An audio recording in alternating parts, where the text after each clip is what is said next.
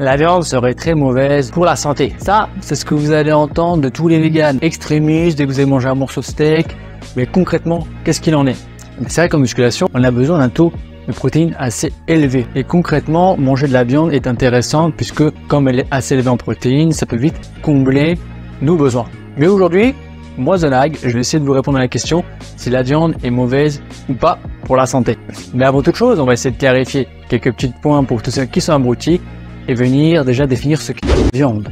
Donc la viande, c'est tout ce qui est chair animale. Donc la viande, ça concerne en fait tout ce qui est poisson, tout ce qui est bœuf, la volaille, charolais, etc. Ça fait partie de la viande. Mais il faut aussi différencier ce qu'est la viande et une viande transformée. Un poulet n'est pas pareil qu'une saucisse knackée ou du poisson pané.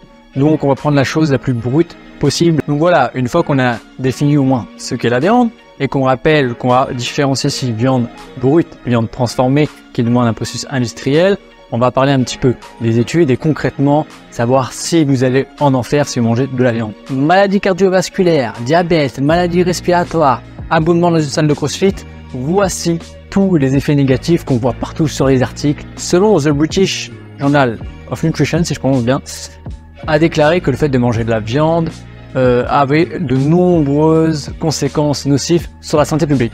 Mais une étude un petit peu plus complète qui est faite par le Centre international de la recherche contre le cancer, qui ont montré des effets cancérigènes selon leurs études sur deux catégories de viande, la catégorie des viandes rouges et la catégorie des viandes transformées. Et l'avantage de ce centre, c'est qu'il a réuni 40 méta-analyses d'anciennes études jusqu'à récemment pour pouvoir donner sa conclusion.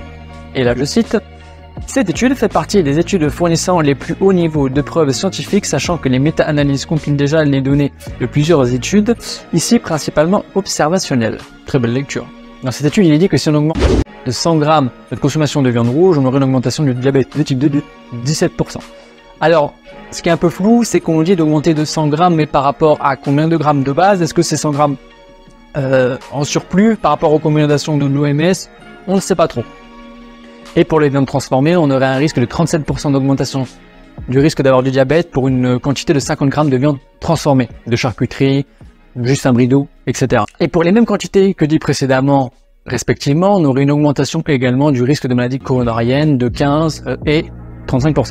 Et pour tout ce qui est maladie cardiovasculaire et aussi cérébrale, ce qui est dit, c'est qu'on aurait une augmentation entre 10 et 15% pour ces deux types de viande. Mais maintenant, voyons d'un petit peu plus près ce qui physiologiquement peut causer tous ces problèmes. Mais dans l'étude, il expliquait également que c'est la présence de cholestérol et de graisse saturée qui viendrait augmenter ces risques cardiovasculaires. Il y aurait aussi une grosse présence de théréminies qui abîmerait les parois du pancréas, qui pourrait aussi favoriser le risque de diabète. Mais on parle également dans l'étude d'autres perturbateurs comme les sachets plastiques emballés ou emballages qui vont venir perturber les hormones, la présence de nitrites.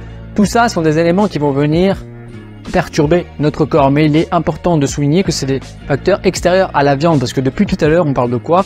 On parle notamment des viandes transformées. Les viandes transformées, n'importe quel produit transformé, il y aura un impact dû à l'industrialisation, mais qui n'est pas de la viande.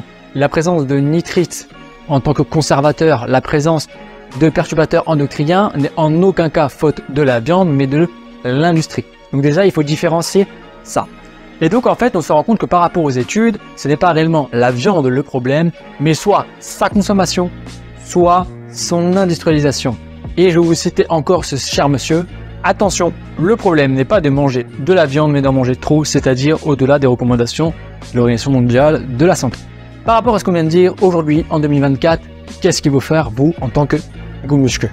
Ce que je vous recommande de faire est donc de limiter les viandes transformées. Par rapport à ce qu'on a vu, c'est là où il y a le plus de problèmes dus à la présence de produits chimiques, de nitrites, de perturbateurs endocriniens, mais ça, c'est dans tout, les amis, il n'y a pas que dans l'alimentation. Donc en soi, ce n'est pas à cause de la viande. Ce qui est dit dans la plupart des études, c'est qu'on parle que de viande rouge et de viande transformée. On ne parle pas de poisson, de volaille, d'autres types, d'abats, etc. Alors qu'ils auraient dû aussi également en parler. La plupart du temps, quand on parle de viande, on parle de viande rouge. Donc il est important les amis, pour résumer, de varier votre quantité de viande et vos repas en général et de manger le moins industriel possible. Vous voyez, il n'y a pas de secret. Il faut juste tenir. Les amis, je vous dis à plus tard. C'était Zonag. Mangez de la viande raisonnablement et je vous dis à la prochaine.